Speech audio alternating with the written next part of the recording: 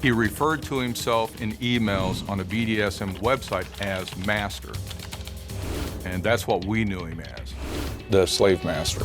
Anybody who really is a master, it's very, very rare for them to refer to themselves as master. In our world, that's a huge red flag. Because you knew somebody was getting hurt, but the question was, what was consensual and when did it cross the line? It's one of those awe moments where everybody's jaw kind of drops. Then, the hair stands up on the back of your neck. There was no crime scene, there was no body. There was just no hard evidence to indicate that anything had happened to them. He knew what the rules of the game were, and he was able to turn those rules to his own benefit.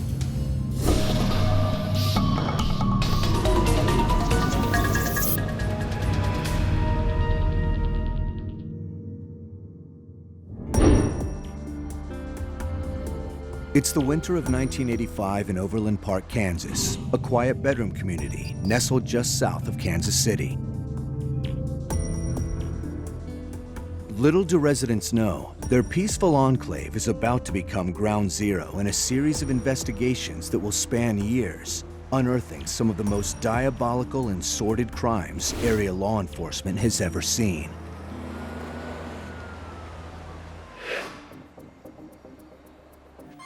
On January 11th, a frantic young woman contacts the Overland Park Police Department. She's concerned about her sister-in-law, Lisa Stacy, who she hasn't heard from in days. Lisa Stacy was a troubled young woman, 19, and she was involved with a man named Carl. She got pregnant. They got married, and they had this baby, Tiffany Lynn Stacy, but the marriage quickly fell apart within a few months. The couple splits, and Carl moves to the Chicago area, where he re-enlists in the Navy. With no job and no place to go, Lisa and 4-month-old Tiffany soon find themselves living in a group home for women. But just a few days before her disappearance, Lisa's luck takes a turn when she's accepted into a coveted Kansas City outreach program. The Kansas Outreach Program was a program that a businessman named John Osborne had started to help young women with young babies get a restart in life. It's an opportunity that's too good to refuse. And on January 9th, Osborne picks Lisa and Tiffany up at her in-laws' house. He had put them up at a hotel in Overland Park, Kansas, near his office. But later that same night, Lisa makes a panicked phone call to her mother-in-law. She's hysterical. She is crying and saying, "They're saying you're gonna take my baby away from me. You're saying I'm a bad mother." And the mother-in-law said, we're not trying to take your baby away. And Lisa said, "They've made me sign 4 blank sheets of paper." And the mother-in-law says, "Don't do anything, don't sign anything. I'm not involved in this in any way." And then Lisa says, "They're coming now." And she hangs up. And that's the last time anybody hears from Lisa. The following morning, her in-laws call the motel in search of Lisa and the baby. But they're stunned to learn that Lisa is gone, checked out. Her bill paid with a credit card from a local business. They discover that it was not John Osborne that had rented the room, but a John Robinson. And they got an address for the business that he runs, Equi2. Confused and worried, Lisa's brother-in-law checks out the firm. A young man in his 20s, tall, is there and basically rudely pushes him out the door. Then the mystery intensifies with yet another strange phone call. Stacy's family receives a call from a priest Father Martin at a mission in downtown Kansas City. This Father Martin says that he's seen Lisa and Tiffany, that they're fine, but that they've taken off and left town with a guy named Bill. So the family, to verify this story, calls the mission, and they're told that there is no Father Martin at the mission. And at that point, the family is even more concerned, and they go to the police. Unfortunately, investigators have little to go on, except for one thing. The case feels eerily familiar. 4 months earlier, another 19-year-old named Paula Godfrey was living in the Overland Park area when she too mysteriously disappeared. She answered an advertisement for a secretary position, and it involved some travel, some training, and things like that. Her parents never heard from her again. They did get a letter saying that she needed some time on her own away from her family, and she was off finding herself.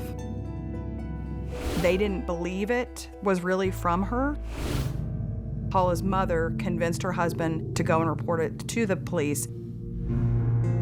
But Paula is of legal age, and with no evidence of a crime, there's little police can do. It's not against the law to be a missing person, and the letters are saying, yeah, I'm fine, leave me alone. Yet now, a young mother and her baby have also gone missing. And that has authorities growing increasingly concerned.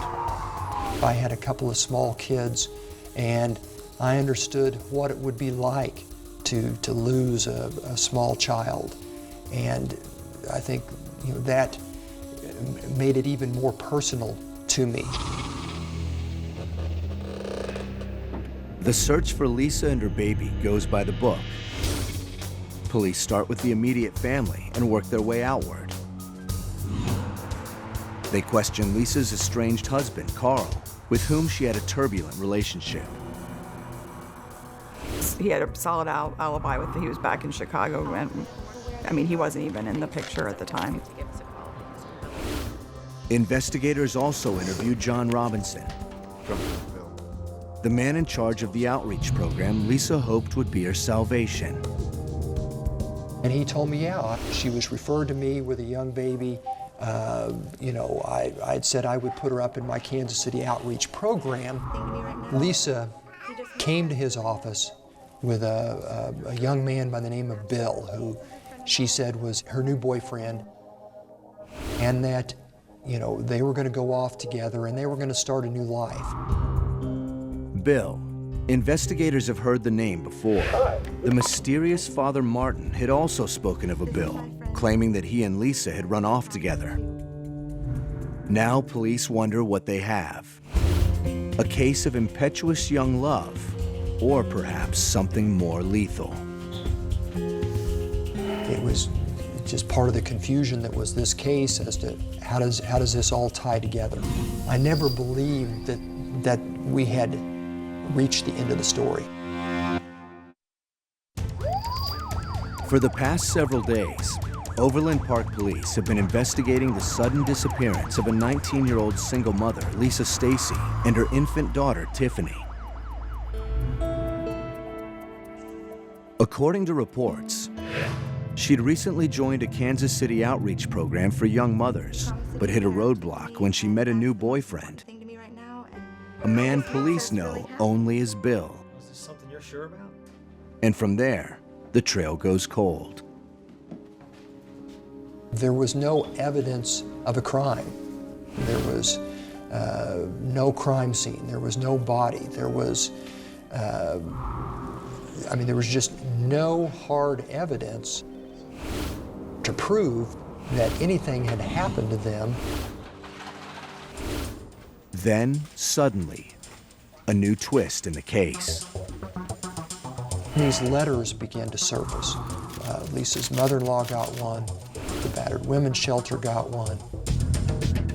And in this letter, Lisa had told the mother-in-law, I've been down and out, things haven't been going good, but I've got an opportunity here to start a new life, and I'm going to do that. There's no mention of Bill, but the rest of the letter seems sincere, except for one thing. This letter was typed. Lisa didn't know how to type. And it just didn't sound like Lisa at all.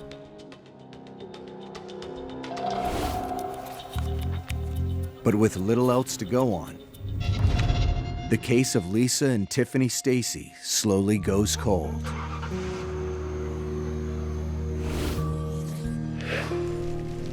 Two years later, in June 1987, another Kansas City resident reaches out to Overland Park Police. He's searching for his stepsister, 27-year-old Catherine Clampett, a recent transplant to the area who he hasn't heard from in weeks. She was going to move up here to try to improve her life. She answers an ad in the newspaper for an executive secretary working for a busy CEO. And she goes to work for a man named John Dawson. But not long after starting the new job, Catherine goes AWOL, or so it seems. A short time later, her mother, back in Wichita Falls, Texas, gets a letter, a typewritten letter that's signed by her daughter, but it doesn't sound that much like her daughter, and she grows concerned. Catherine's stepbrother calls her office and asks to speak to her boss, John Dawson. But he's told that no such employee exists. Her stepbrother went through her belongings. He found a receipt for the hotel where she had stayed, and it was signed by a John Robinson, not John Dawson. In fact, it's the very same John Robinson who recruited Lisa Stacy into the Women's Outreach Program 2 years earlier. A quick check reveals that Robinson is the owner of the company where Catherine works, a consulting firm called Equa 2. So Catherine Clampett's stepbrother pays a visit to the Equa 2 offices only to find out that they're closed and that John Robinson is actually starting to serve a prison sentence.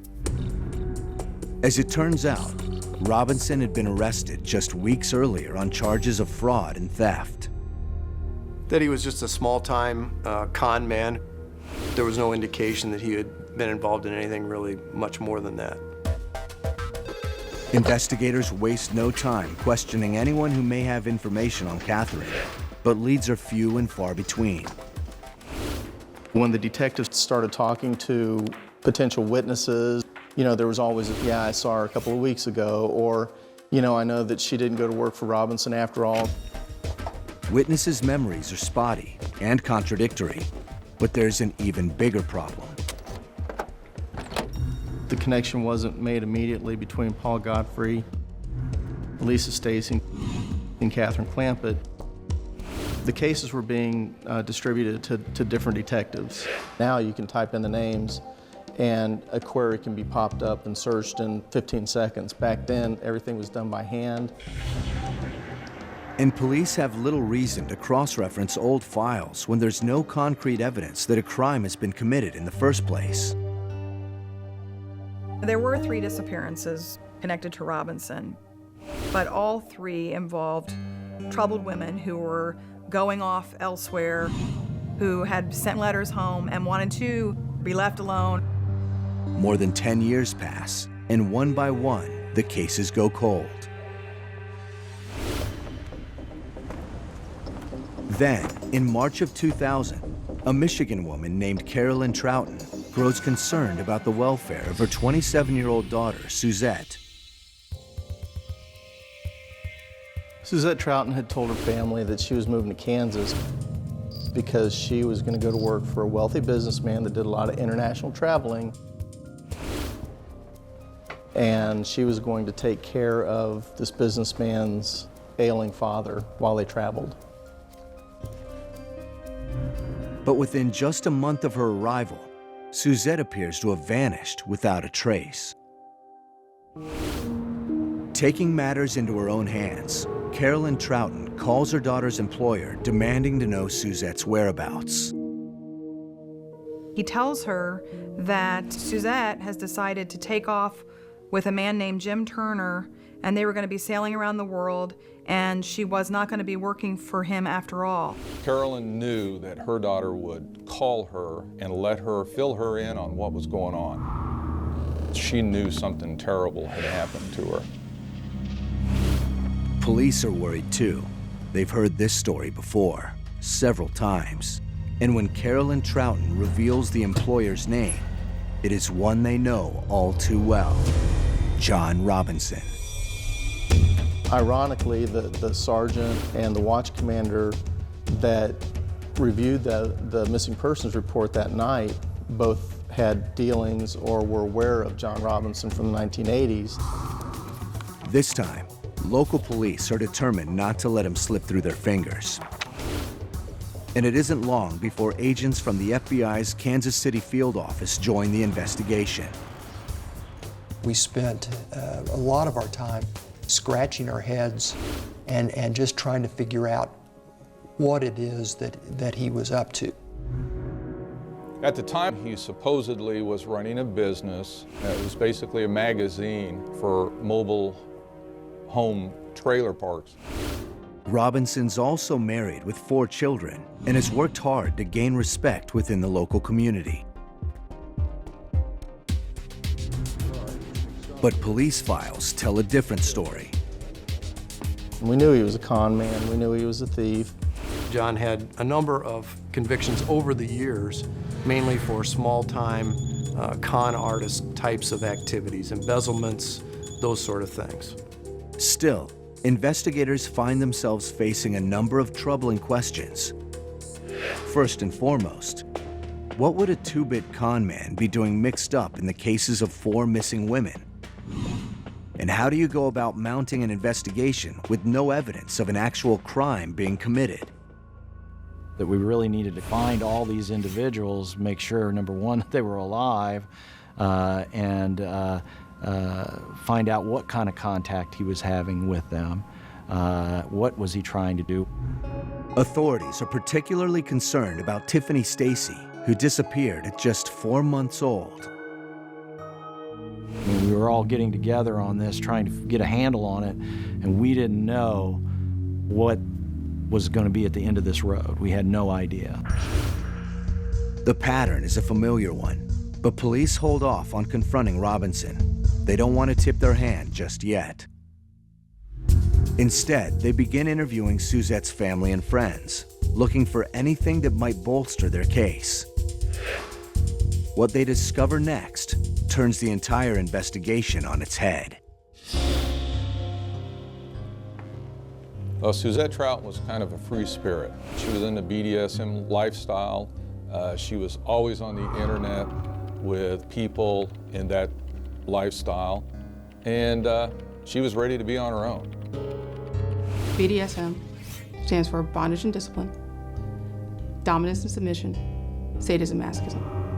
A great deal of what this comes down to is somebody is enjoying the fantasy of having power, and somebody is enjoying the fantasy of being powerless.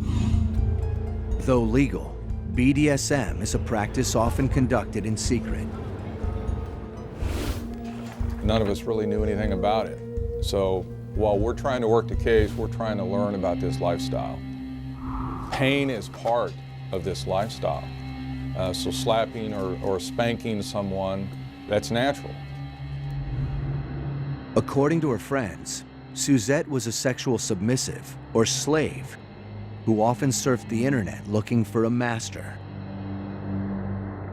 A master is usually a person who owns a slave. The slave has acknowledged that person as their master, and they are held with a certain level of respect in the community.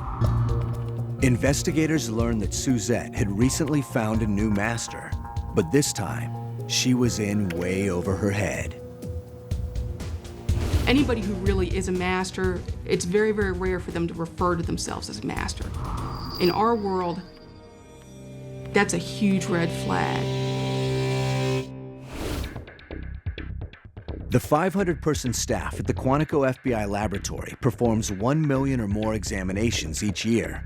They provide aid to law enforcement, intelligence, military, and forensic professionals around the world.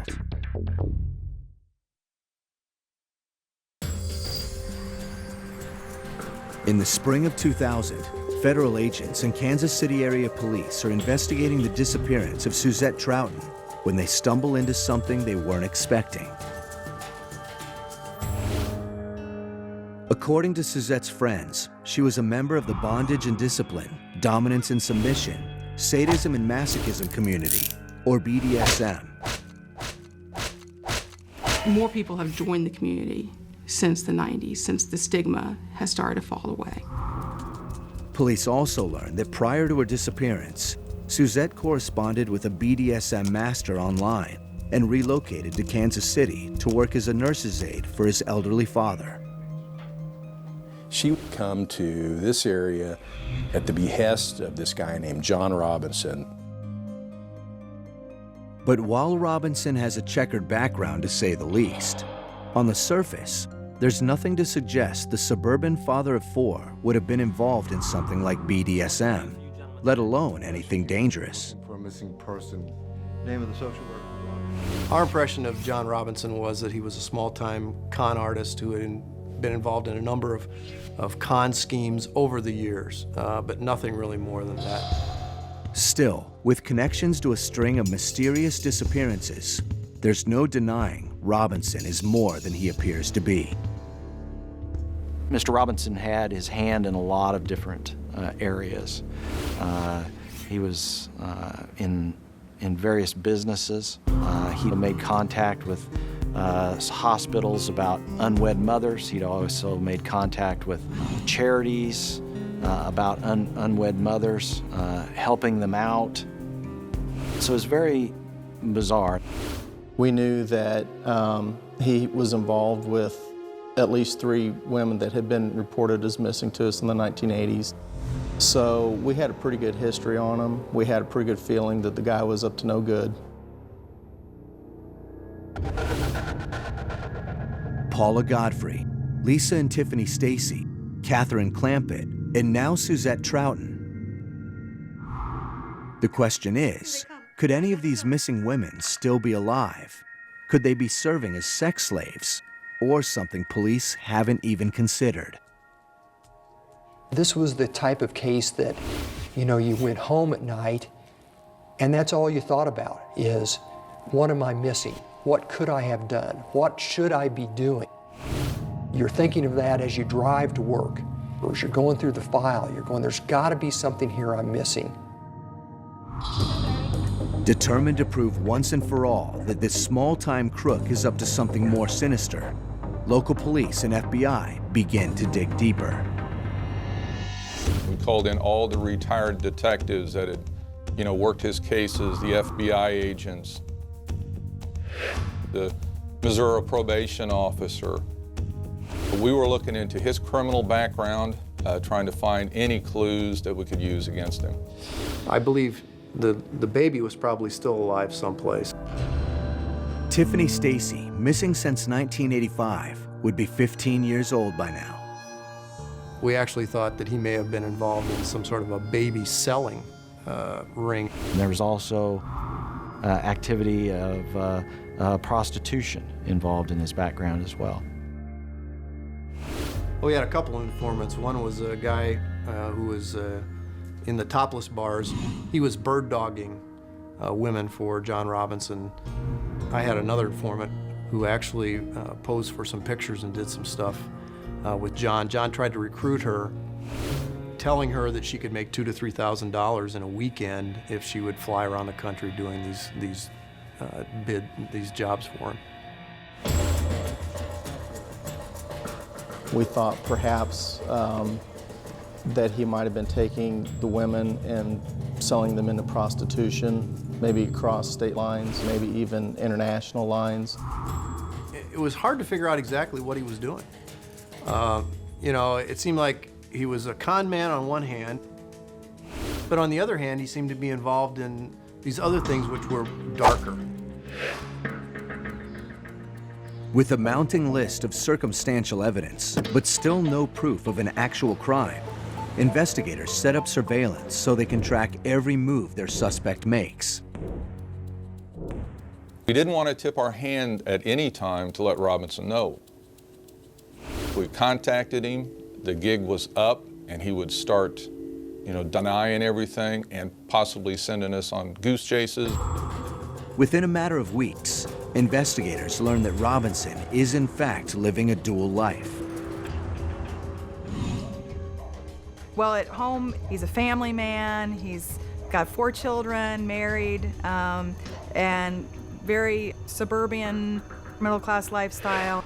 During the day, he's frequenting inner city, Kansas City, hanging out with these sort of sketchy underworld characters and, prostitutes, strippers, and lots of different kinds of women.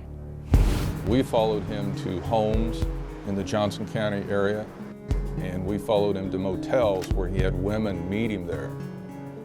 The man was just in total action until 5 o'clock when his wife got off work. Robinson thought he was smarter and brighter than anyone else, that if he got caught, he would just tell another lie, as he had done for so many years. And he didn't believe that there was anyone that was going to hold him accountable. We did a wiretap. We would subpoena records for internet usage. We got some search warrants for his email accounts. We had 2 women in Canada that were sharing emails that he was sending to them, and they were sending it to us, so we were getting almost real time his communications with them. That kind of gave us some insight into what he was doing. As investigators suspect, Robinson is frequenting the BDSM websites in search of slaves. He referred to himself in emails on the BDSM website as master. And that's what we knew him as, the slave master. His pattern is, if anything, consistent. Robinson agrees to play master to eager submissives, enticing them further with the offer of a job. He promised them the moon. And a lot of these women just took it, were hooked, and came to Kansas City. The authorities soon set up stakeouts at motels where Robinson entertains his out-of-town guests. And through the walls, a secret world comes alive. Or they could hear talking, a lady's voice, his voice. They could hear what they thought was maybe some slaps. And we knew that he was into this BDSM lifestyle, and that probably was taking place in that room. It was a really tense time for law enforcement because you knew somebody was getting hurt, but the question was what was consensual and when did it cross the line? Every woman he was with was, when are we going to have to go in there and pull the plug?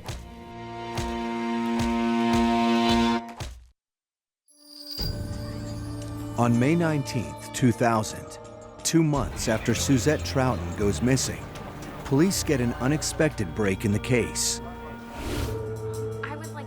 One of Robinson's slaves, a woman named Brenda, comes forward with a familiar tale. She came to Lenexa to work for a man she knew as James Turner. She was down on her luck. She was unemployed at the time, had no money. But when she begins meeting with Turner at a local motel, Brenda gets a whole lot more than she bargained for. One of the times they had an argument, and she was struck by him a little too hard. She went up to the desk to inquire who had rented the room, and she was told James Robinson. And so she knew something wasn't right. Brenda files a complaint with police, accusing Robinson, alias James Turner, of sexual battery. We ended up documenting about 17 false identities that he used with various people over the years. It just went on and on. The more you investigated, the deeper and more complex this case got. Aliases, con games, violent sex. Police are now certain their con man is up to something more criminal, and the time to act is now. We felt like this was going to be our probably last best chance to catch this guy. On June 2nd, authorities descend on Robinson's home in Olathe, Kansas. We were all a nervous wreck. It was just very tense and kind of a nervous time, I think, for everybody. He answered the door. We knocked on it. Was polite. Was kind of carefree. Invited us in. We told him that he was under arrest. We told him that we had actually been investigating him for quite a while. The arrest warrant charges Robinson with sexual battery and robbery, but investigators waste no time raising the subject of missing persons: Lisa and Tiffany Stacy, Paula Godfrey, Catherine Clampett, and Suzette Troughton. Robinson kind of turned pale. He started almost hyperventilating. I remember he turned back and looked at me and he goes, "Jesus Christ," like that, and just kind of collapsed in the chair. I think it was a real shock to him, and I think he knew we had him. But when we walked him out of the house, he picked himself back up and he was kind of back to his arrogant self. And he said, "You guys are really making a big production out of this, aren't you?" Police confiscate Robinson's computer and files dating back years. Leaving nothing to chance, they also secure warrants for several storage units he rents in Olathe, Kansas, and Raymore, Missouri, along with a family farm in Lynn County. It is at these 3 locations that investigators' worst fears are confirmed. The Olathe storage locker proved to be a treasure trove of evidence. Birth certificates, driver's license, social security cards belonging to several of these women. The kinds of things that you don't give up unless you're dead. It sort of confirmed what we'd been thinking all along, and that is we're thinking, where are these letters coming from? The next day, a team hits the Lynn County farm, along with the Missouri Search and Rescue Canine Unit. On the Lynn County property, we found a mobile home. We found a storage shed, some other items out by it. When we did the perimeter search where the shed was and the barrels were, we found specifically 2 large 88-gallon hazmat barrels.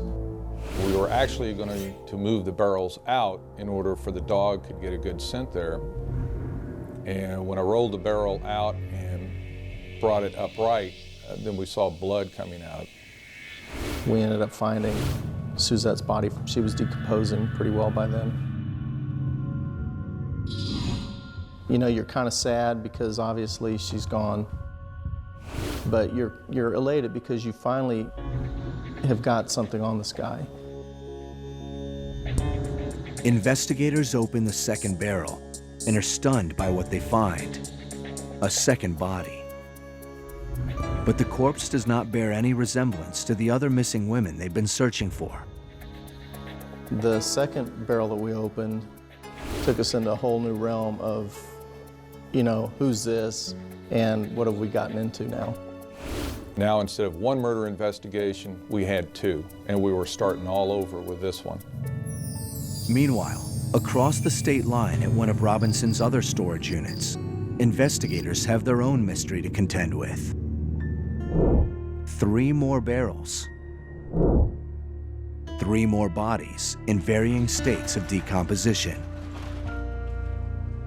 It was just a sick feeling. I was just dumbfounded. I remember I just walked through that night and that whole weekend. I remember just in a haze. Investigators wonder if the long search for Lisa Stacy, Paula Godfrey, and Catherine Clampett has finally come to an end. On June 12th, a pathologist identifies the body found in the second barrel on Robinson's farm as Isabella Lewiska, a 21-year-old Polish immigrant. Isabella Lewiska had never been reported missing, and it came as quite a shock to that family. They thought she was traveling over in Europe, because John Robinson had covered his tracks in that case too, and they had received letters and emails supposedly from Europe. According to an autopsy report, Isabella and Suzette Troughton both died from blunt force trauma to the head. The likely weapon, a small ball-peen hammer. Most of the women had no defensive injuries, which suggested to us that they didn't know it was coming, meaning they were asleep, maybe looking the other direction. By the end of June comes another shock.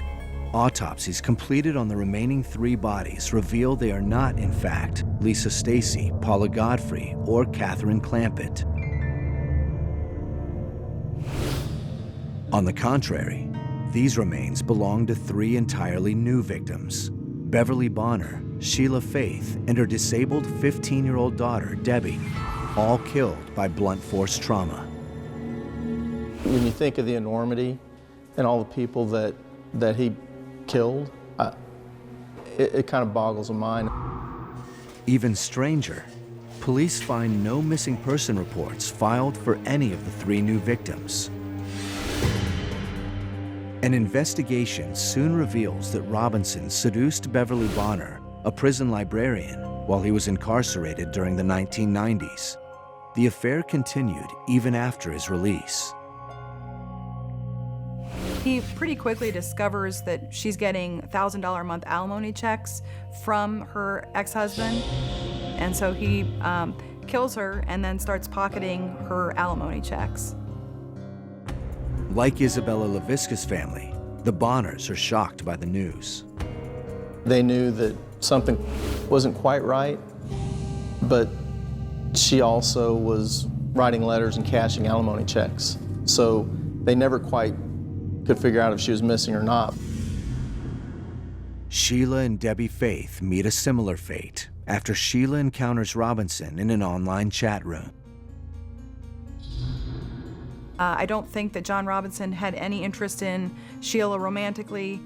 He just had an interest in their disability checks, and he started cashing their checks and cashed them for 6 years. It now seems almost certain to investigators that Lisa, Tiffany, Paula, and Catherine are also dead. And while Robinson's motive for killing these women remains unclear, his ability to manipulate them was undeniable. Robinson had an uncanny ability to get inside the heads of the women that he was preying on. But Robinson's audacity astounds even the FBI when they come across a strange and disturbing new tip. It floored me. I mean, I think it just absolutely shocked everybody. It's one of those aha moments where everybody's jaw kind of drops and the hair stands up on the back of your neck.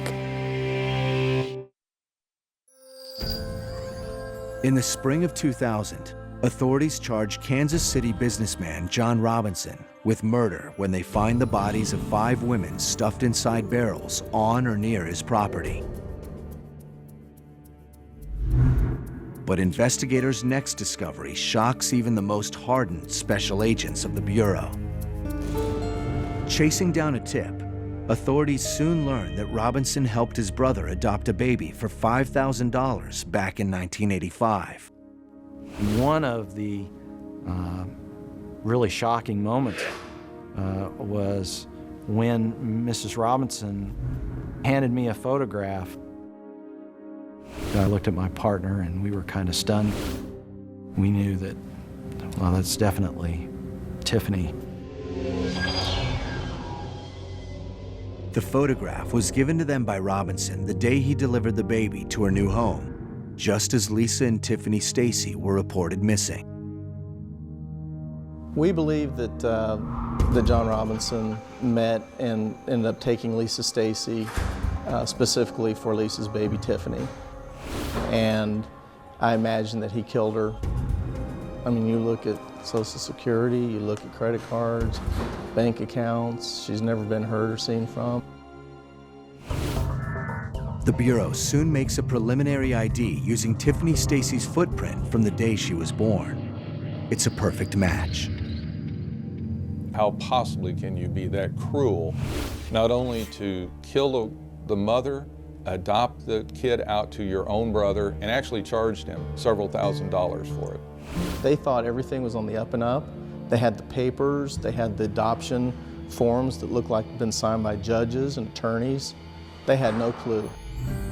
The teenage girl, once called Tiffany, is shocked to learn the truth. But ultimately, she decides to stay with the Robinsons. And they considered her their daughter. They had raised her, and they wanted to keep her. And they were victims of Mr. Robinson's, just like all these other women were. On October 7th, 2002, 58-year-old John Robinson stands trial in Johnson County, Kansas for the murder of Lisa Stacy, Suzette Troughton, and Isabella LaVisca. He pleads not guilty. I think John Robinson was the kind of person that thought that the world was his. I think he thought whatever he needed or whatever he wanted, he would get. It didn't matter who it belonged to. In January of 2003, a jury sentences Robinson to life imprisonment for the murder of Lisa Stacy and 2 death penalties for the murders of Suzette Troughton and Isabella LaVisca. I was elated. I could not think of a man that deserved to suffer the ultimate punishment than John Robinson. As a cop, I mean, that's the highlight of my career. This is what you go into law enforcement for, and I feel great about the work we did. It was a great case that we put together, and we took a very dangerous person out of society. To this day, no one can say for sure what caused Robinson, a family man and 2-bit con artist, to become a serial killer. There's no clear picture as to say, this is why he turned out this way. You know, Robinson came from a middle-class, religious, suburban family. He has several siblings. You know, they're not involved in criminal activity. He was somebody who didn't really have the ability to empathize with anybody. He was sort of conscienceless. The game was everything. The con was everything. Winning was everything. After his trials in Kansas, Robinson makes a deal with prosecutors in Missouri, a state that also has the death penalty. In exchange for a life sentence, he pleads guilty to the murders of Paula Godfrey, Catherine Clampett, Beverly Bonner, and Sheila and Debbie Faith. To this day, the bodies of Lisa Stacy, Paula Godfrey, and Catherine Clampett have not been recovered. And I think that there are more victims than the ones he's admitted to. Some of the families didn't even realize that their loved ones were no longer alive. There's possibly other victims out there. He's got people that he's killed. He's got people that he's hurt. He's got people that he's stolen from. I mean, to include family members, all just for his own gain, for his own pleasure, whatever. I mean, to me, it's unfathomable. Like what you got here is a con man who's also a serial killer. You know, and I'm not sure which came first.